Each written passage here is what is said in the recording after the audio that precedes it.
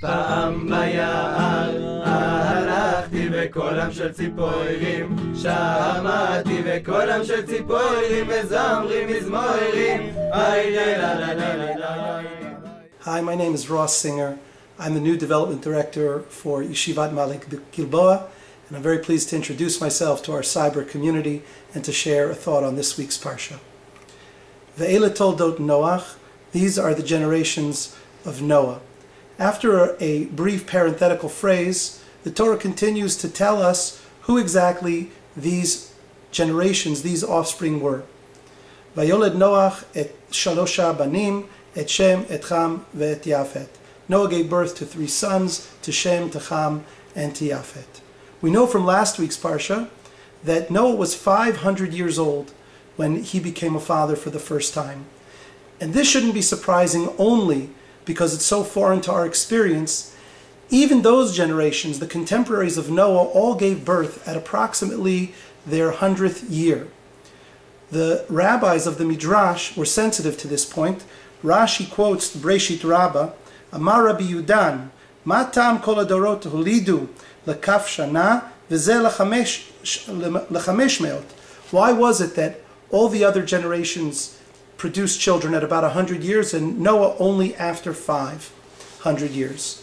The Chizkuni quotes the Tanchuma Yashan, and it suggests that Noah, knowing that the flood was coming and that all humanity was going to be wiped out, refrained from producing offspring lest they be swept up in the destruction. V'nishtaha kol kach lamid toldot pen yeled larik v'label hala ad shifticho HaKadosh Baruch Hu. It was only when God promised that his children would survive that Noah agreed to produce a next generation. Similarly, Rav Yudan himself in the Breshit Rabbah suggests that God prevented Noah from having children, lest it caused trouble to Noah if his children turned out to be wicked and they too were punished in the flood. Amar HaKadosh Baruch Hu, im risha'im hem yovdu b'mayim v'ra l'tzadik zeh. The Seforno takes a totally different tack.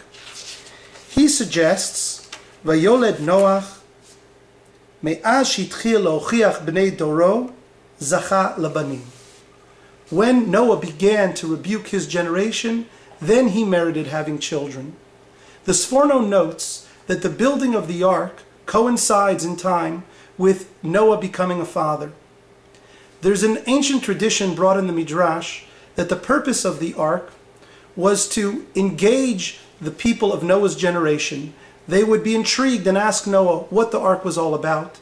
He would warn them of God's anger and of their crimes and rebuke them and ask them to do tshuva and to repent and rebuild society in a kinder, gentler fashion. Seforno, telling us that Noah only merited having children after this rebuke, is telling us something very powerful. How could Noah bring children into the awful, evil world that he was surrounded if he wasn't doing anything to try and make it better? This message is obviously relevant to our generation, just as it was in Noah's.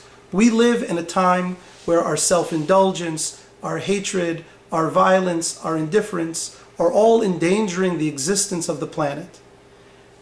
How can we bring children into this world if we're not doing something to make their lives better, to give a brighter future? Seforno tells us that Noah only merited future generations because he stood up and tried to do something different. It was only then in his 500th year when he began the process of tochacha that he merited having children.